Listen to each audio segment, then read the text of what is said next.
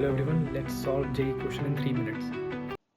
ये क्वेश्चन कहता है कि in Young's double slit experiment the slits are placed point 320 millimeter apart. Light of wavelength lambda is equal to 5 nanometer is incident on the slit. Total number of bright fringes that are observed in angular range मतलब कि इस range में कितना number of bright fringe आपको obtain हो रहा है, यही हम लोग को निकालना है। ठीक है, तो आइए इसको सॉल्व करते हैं। इसको सॉल्व करने से पहले क्या करते हैं, एक पहले डायग्राम बनाते हैं कि ये क्वेश्चन कहना क्या चाह रहा है। ये हो गया आपका 2 स्लिट, ये हो गया आपका स्क्रीन। ठीक है, यहाँ से बनाते हैं अपन, बीच से बनाते हैं। यहाँ हो गया एक रे ऑफ लाइट ऐसे एक इधर से बनाया। ठीक है, इसके सेंटर से बनाया ये, तो ये हो गया आपका थीटा, ये भी हो गया थीटा एंगल। ये स्लिट S1, ये स्लिट S2, कोई दिक्कत नहीं होना चाहिए। अब देखो क्या बोल रहा है कि यंग स्लिट आर प्लेस, मतलब कि दोनों के बीच का डिस्टेंस है 0.320 मिलीमीटर, 0.320 मिलीमीटर हो गया। ठीक है, total number of bright fringes are observed.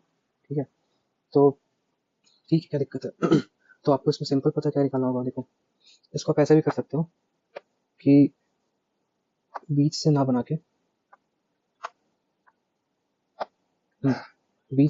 इसको हम क्या करते हैं, ऐसे बनाते हैं। देखिए कि ये देखिए, ठीक है, फिर बीच में आपका ये हो गया सेंट्रल मैक्सिमम। ठीक है, और थीटा का जो रेंज है क्या देखना, 30 डिग्री नेगेटिव से 30 डिग्री पॉजिटिव के बीच में।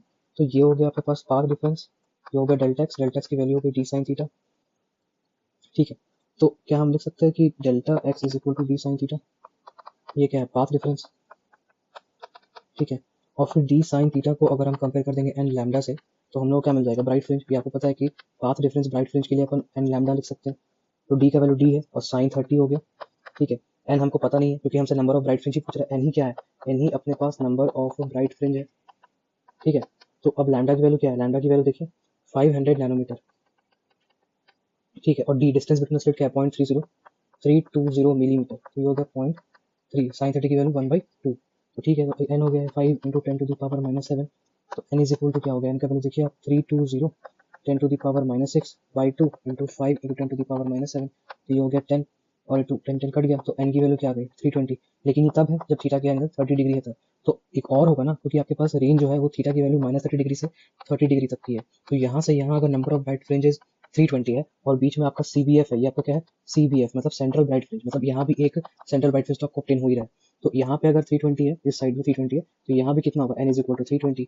ठीक है, तो n टोटल की वैल्यू क्या होगी 640 प्लस 1। अब ये 1 कैसे है, ये 1 आपका CBF है, सेंट्रल ब्राइट फ्रिंज। तो total number of bright fringe कितना हो गया 641। तो इसका आंसर क्या हो जाएगा, इसका आंसर हो जाएगा डी। ये रहा आपका सोल्यूशन।